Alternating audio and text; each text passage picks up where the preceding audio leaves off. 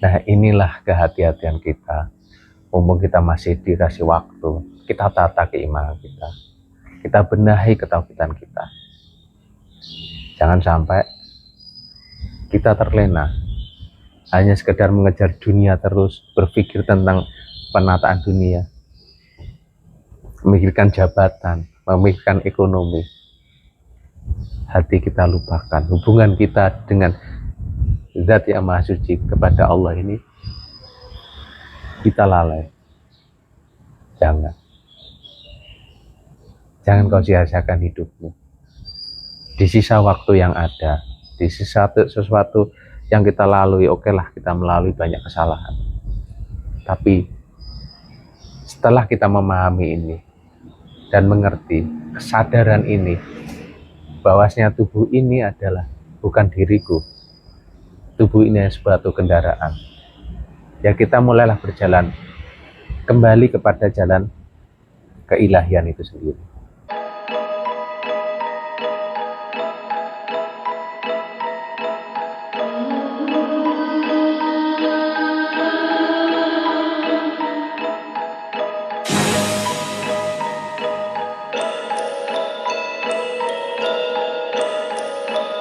Yang kedua, apakah seseorang itu yang sudah meninggal apakah masih mempunyai rasa kesedihan gitu loh Mas Picis. Seperti kita kan orang yang masih hidup ini kan banyak masalah, banyak ujian. Nah, apakah orang yang sudah meninggal tuh apakah seperti itu gitu? Masih merasakan kesedihan, terus ujian atau gimana gitu Mas Picis? Ya, ini menarik ini. Orang yang telah tiada atau orang telah meninggal, masihkah masih merasakan kesedihan atau kesusahan? Yang pasti, sepengalaman yang dapat ya, orang sebelum dia mencapai kepada keilahian, mencapai kepada kemakrifatan kalau bahasa Islamnya, atau dalam bahasa ilmu Jawanya ada mencapai kesempurnaan, atau dalam agama lain ada mencapai pencerahan yang sempurna,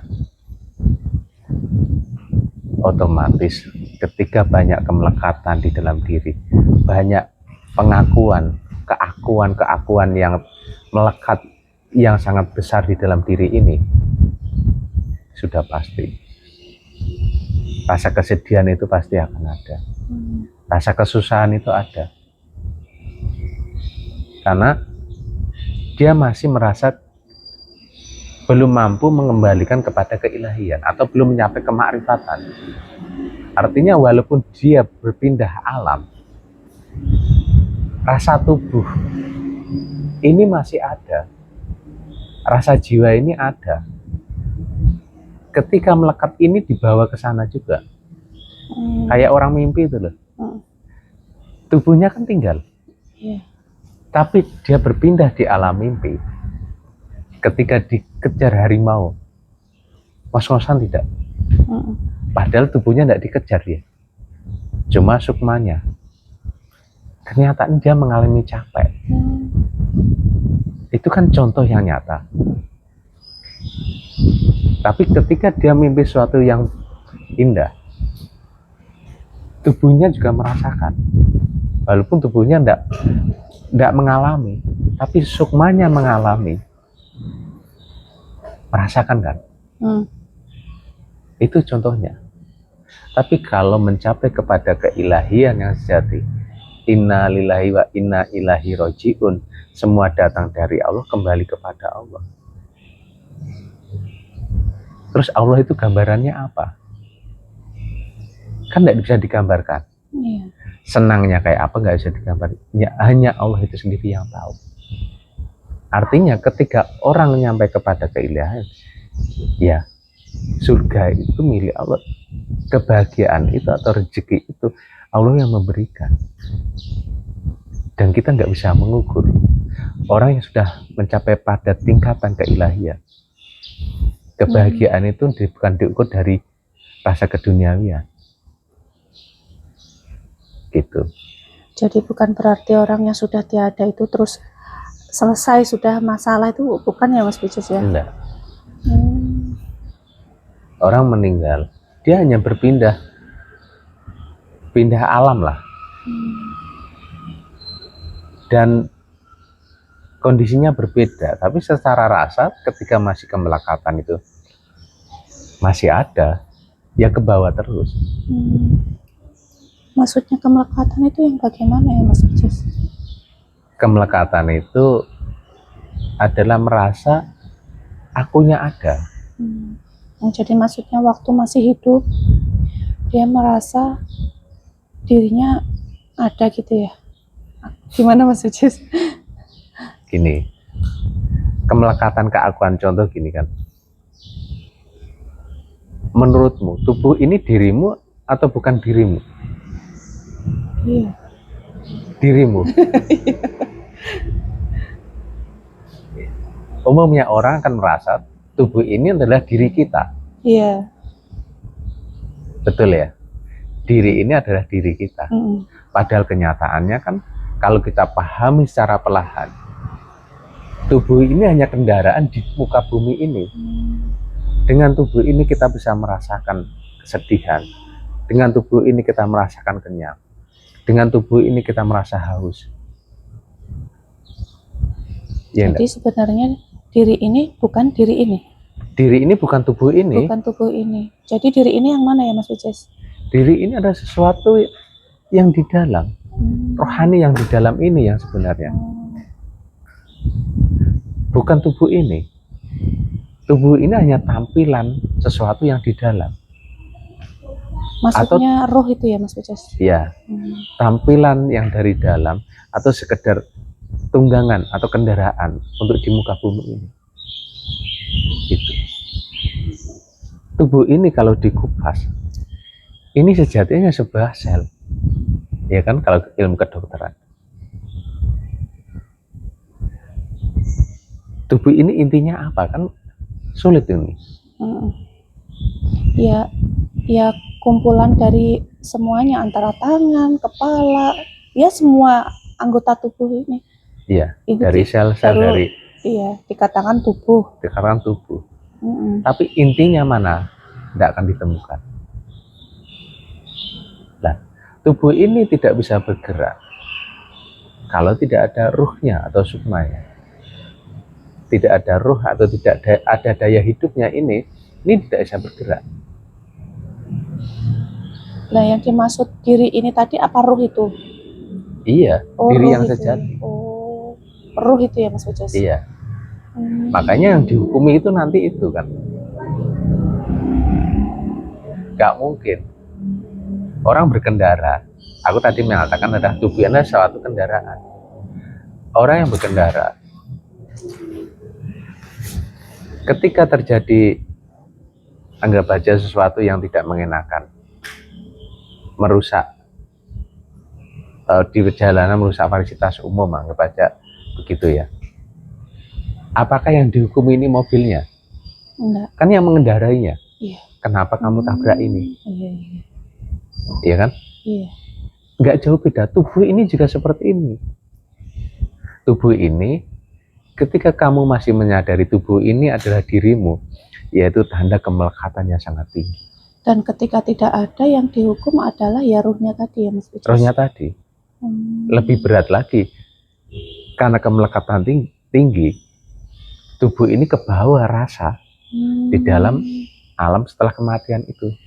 Iya.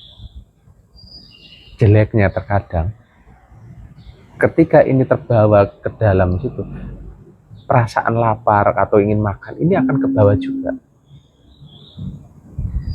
Jadi orang yang sudah tidak ada itu masih merasakan lapar dan haus ya Mas Picus? Iya pasti.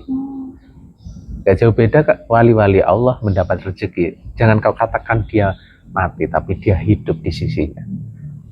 Sebaliknya orang itu juga gitu. Tapi masalah rezeki itu hukuman bagi orang yang tidak beriman atau tidak mencapai pada keilahian.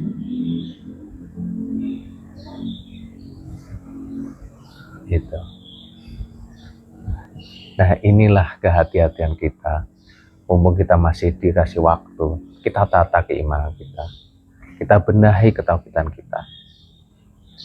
Jangan sampai kita terlena hanya sekedar mengejar dunia terus, berpikir tentang penataan dunia, memikirkan jabatan, memikirkan ekonomi. Hati kita lupakan hubungan kita dengan Zat yang Maha Suci kepada Allah ini, kita lalai. Jangan kau sia-siakan hidupmu. Di sisa waktu yang ada, di sisa sesuatu yang kita lalui, okelah kita melalui banyak kesalahan. Tapi setelah kita memahami ini dan mengerti kesadaran ini, bahwasanya tubuh ini adalah bukan diriku, tubuh ini adalah suatu kendaraan, ya kita mulailah berjalan kembali kepada jalan keilahian itu sendiri. Dengan cara apa? Ya kalau sampai agama Islam ya ibadahmu benerin, amal baikmu perbaiki, dan bersihkanlah hatimu kecuali hanya menyebut nama Allah. Tanamkan terus, hubungkan hubunganmu dengan Allah itu tetap tersambung, terkoneksi teruslah, jangan kau putus.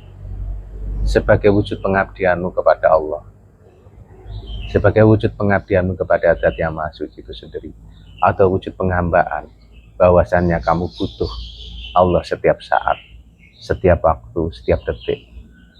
Bukan kayak tadi, ketika kamu merasa sedih baru kamu mencari Allah untuk menolongmu. Ketika kamu lagi senang, kamu bersenang-senang kepada saudaramu, keluargamu, atau teman-temanmu. Kamu lalai akan Allah. Itu bisa dipahami ya. Terus gimana menurut sampai? Itu tahapan bagi yang masih panjang sebenarnya. Bagi orang yang dalam kondisi orang tua, dalam lingkup keluarga, dia punya anak, kita sudah berpikir jauh seperti itu, dan masalah sudah sampai pernah rasakan. Nah, yang saya tanyakan, bagaimana agar maksudnya masalah itu tidak berulang? Ini kan masalah yang dihadapi itu kan udah dialami orang-orang terdahulu dan tetap masih dialami oleh kita gitu loh Mas Bijis. Ya itu tetap. Nah, bagaimana untuk memutus semua masalah-masalah itu? Nggak bisa ya Mas Bijis? Nggak bisa. Ini namanya jalan hidup. Dia hanya berganti aktornya. Ceritanya akan sama. Lah, kita yang ada ini, kita belajar dari orang-orang dahulu, dari leluhur dulu, atau dari seseorang yang telah berhasil dalam menjalani kehidupan ini, mencapai kepada keilahian. Di situ kita belajar gimana cara menanggapi ini atau menghadapi persoalan ini. Nah, itu gunanya kita mengaji suatu sejarah atau cerita perjalanan seseorang untuk menghadapi kehidupan ini, supaya ketika kita mengalami dalam persoalan, minimal kita sudah mendapat ilmu dan bisa menghadapi persoalan-persoalan itu dengan tenang dan tanpa terputus hubungan kita kepada Allah. Gitu. Yang disayangkan adalah kita lalai, dan pada akhirnya orang yang banyakkan lalai kepada Allah sudah dipastikan